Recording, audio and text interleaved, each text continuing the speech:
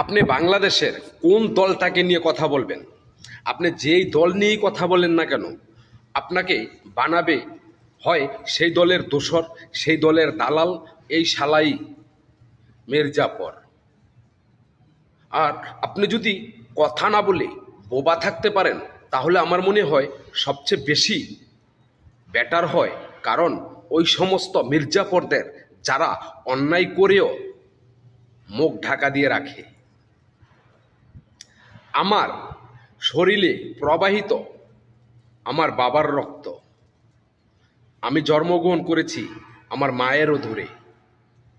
আমি আমার কামাই করা উপার্জনের টাকা খাই। কোনো কারো কাছে গিয়ে 2 টাকা চাই না।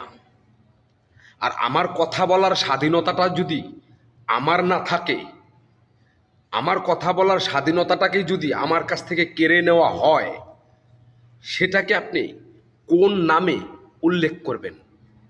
প্রশ্নটা আপনার কাছে। আর আমি একটা জিনিস বুঝি, আর সেটা হচ্ছে সে কোন দল ক্ষমতায় আছে, কোন দল ক্ষমতায় নেই, বাংলাদেশে কয়টা দল আছে, যেই শালাই বুলপথে পা দিবে আমি সেই শালাকেই পবিত্র পানি দিয়ে গোসল করাবো। এতে আমার একটা বাল বাঁকা করার থাকলে করে দিও।